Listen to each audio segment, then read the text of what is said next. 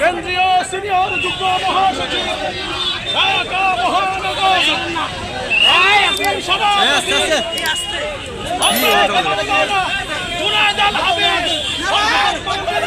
জুনায়দ হবে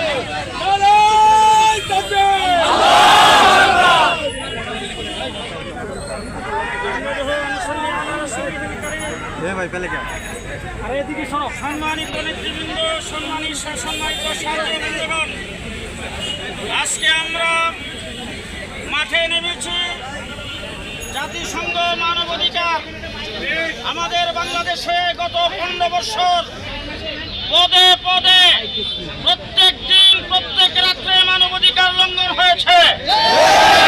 কিন্তু ওই সময় মানবাধিকারের নামে বাংলাদেশে কোনো অফিস খোলার জন্য আসে নাই।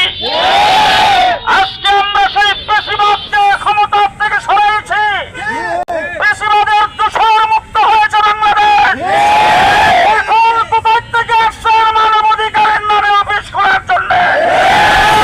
নিশ্চয় দামে কুচ করা হয় আমাদের দেশে মানবাধিকারের নামে। এই দেশে দলাল্লাপনা করবেন, বেহায়াপনা করবেন, সমর্থক কমিটিকে বৈধতা দিবেন, ইসলামিক তাজিব তামাম বিরোধীদের বিরুদ্ধে পদক্ষেপ নেবেন। আমরা সেই মানবাধিকার অফিস খুলতে দেব না।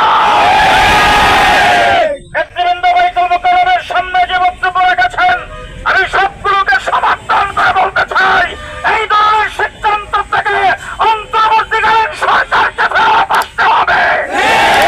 বাংলাদেশে মানবাধিকারের নামে ইসলাম বিরোধী জাতিসংঘের কোন অফিস বাংলাদেশে হবে না। দূরদরাজ থেকে বিভিন্ন এলাকা থেকে যারা আগমন করেছেন, আপনাদের সকলকে ধন্যবাদ ও মোবারকবাদ জানাচ্ছি। শেষ কথা বলতে চাই, হেফাজতে ইসলাম বাংলাদেশ সকল ইসলাম বিরোধী দেশ বিরোধী কাজের বিরুদ্ধে লড়াই করবে। যখন যে সবাই যে কর্মসূচি দেওয়া হয়, আপনারা সবাই প্রস্তুত আছেন? সকলকে ধন্যবাদ জানাই। আজকের মতো এখানেই সমাবেশ শেষ করছি। আলহামদুলিল্লাহ রাব্বিল আলামিন, আসসালাতু ওয়াসসালামু আলা সাইয়্যিদিল মুরসালিন ওয়া আলা আলিহি ওয়া আসহাবিহি আজমাইন। ইয়া আল্লাহ, তুমি আমাদেরকে কবুল করো, আমাদেরকে দ্বীনের জন্য কবুল করো, আমাদের দেশের প্রতি রহমত নাজিল করো, ইসলাম বিরোধীদের হাত থেকে দেশকে তুমি হেফাজত করো। ইয়া আল্লাহ, আমরা ইসলামিক তাহজিব তামাদ্দুন নিয়ে, ঈমান নিয়ে, ইসলাম নিয়ে বেঁচে থাকতে চাই। আল্লাহ, আমরা চলতে চাই। আল্লাহ, তুমি আমাদেরকে মদদ করো, নুসরত করো। হেফাজতে ইসলামকে আল্লাহ তুমি কবুল করো।